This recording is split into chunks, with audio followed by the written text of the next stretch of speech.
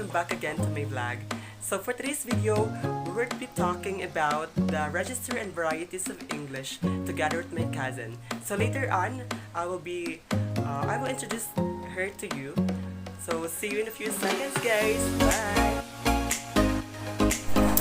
Hey guys, I am back. So by the way, I am Roger Samaro together with my cousin. Hello everyone, I am Russell Mayanghay Samaro from Eastern Visayas State University and Office Administrator in the Patriots.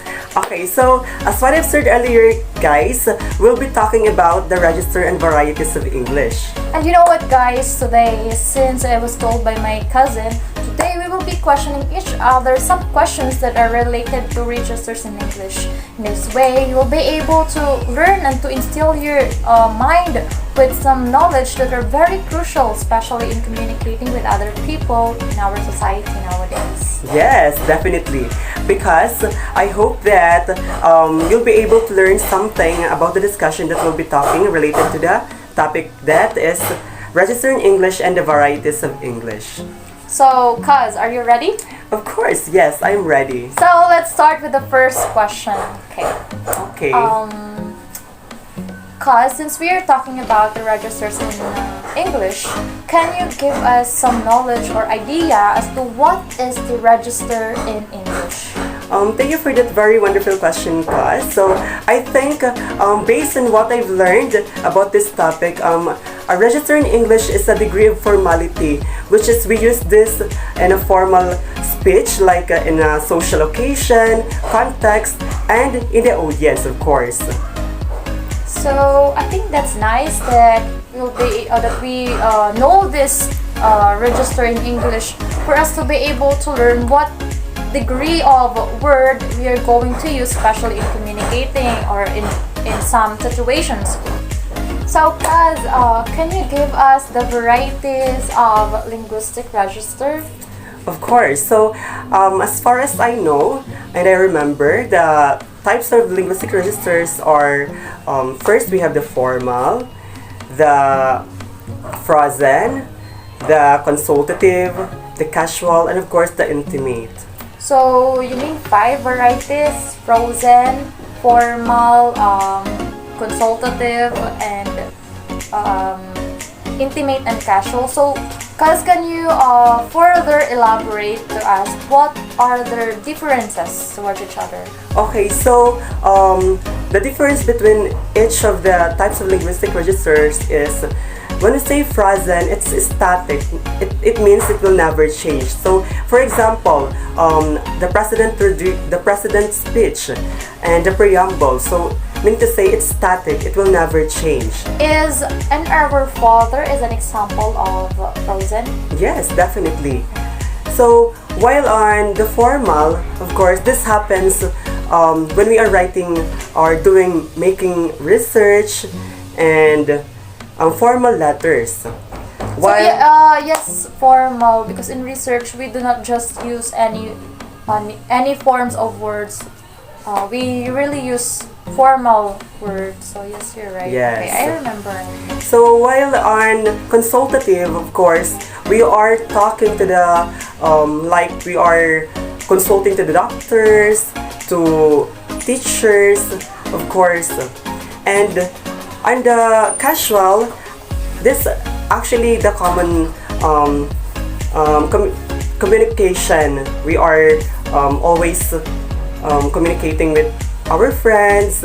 Yes, cousin, you're true that the casual is somehow the commonly used form of linguistic register. We use this, guys, when we communicate with our friends, wherein we do not usually find more formal words. I think we just, go with the flow, talk with each other, lighter, and something like that. So yes. Okay, so for the last, we have the intimate. So I think intimate happens between two people talk with privately. Intimate, yes, cause I think I remember this one. That intimate form of linguistic register happens between two people talking together privately. I think this usually also happens between couple or someone who needs to know, who needs to talk privately for some important matter and such. So I Yes. guess thank you so much, guys. I think I remember my lessons way back in senior high school as well as in my junior high school. So what are the next questions, guys? Do you have some questions there? None so far. So let's move on to the next question. So now I'll be the one to question you because I have forgotten something to tell you. So there are vocabulary words in American and British English that sometimes have different words for the same thing. So like for example, in British we have the word flat, while in American we have apartment. In British naman we have row, and in American argument. And of course we have a British word prom. In American we have courage or coach, and so on. So cause I think the first word you mentioned, the apartment in American and British, they have really the big gap, they're really different, and I think we usually use American English nowadays. yeah. Okay, so Kaz, are you ready for the final question? I think I am. Okay, so here's your first question. So we have two questions, and here's the first question. So why is it necessary to be aware and sensitive of the type of your register you will use in different communication situations? So I think it is a very crucial thing to be aware and sensitive of the type of registers that we are going to use, especially in different situations or occasions, for us to be able to communicate well and for us to be able to learn and to instill ourselves as to what words are we going to use or suitable for that type of situation, and for us to be able to communicate well, not only in our specific phase but as well as globally. And you have to be fully aware of the type of words that you are going to utter or say or use, because nowadays there are people have variety of perspective and they might misunderstand you. So this is important. I think that explains the importance of studying or learning the varieties of registers in English. Okay, thank you so much, Kaz. Definitely, yes, it's correct. So we all know that it is necessary and we have to be sensitive of the words that we are using, especially in communicating with other people in the other country. Okay, so Kaz, are you ready for the second question? And this is the last question, but nevertheless. Okay, sure. Okay, so for the last question, we have: how do you think learning the different register in English will contribute to your future career?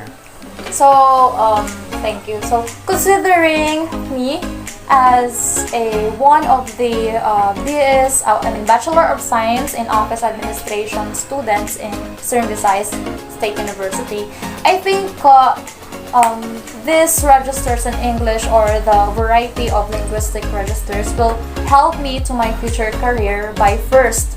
We all know that, in studying, diba? In studying, we really create researches, and with the knowledge being imparted in me, I can, productively create researches and, be able to create my task given to us by my teacher. So I think that's also one of the benefit that we can get in learning the registers in English. And in the future, I think that I'll be able to communicate and speak the words that are very suitable in every situations that I dwell in or being. Okay, thank you so much, Kaz. That's a wonderful question. That's a wonderful answer. So to add, of course, in our future career, it is very important for us, incredibly important to know what are those varieties of English, registers of English, so that in the future, we know when to use those words that is important to make an output successful. So I think that's the end of our discussions for today. So I hope that you've learned something for the topic, which is the register and varieties of English. Kaz, what can you say about the discussions for today? Well, thank you so much for I was able to reminisce the lessons we had when I was in high school. I guess I mean when I was in yes, right, when I was in high school, and it made me think that, oh really, that's our lesson Yeah. way back then, and I am glad that I was able to remember those things and yes, imported it Okay. myself. So, I hope guys that you've learned something about our discussion, and that's the end of our Video. video. So bye, thank you for watching. Bye bye.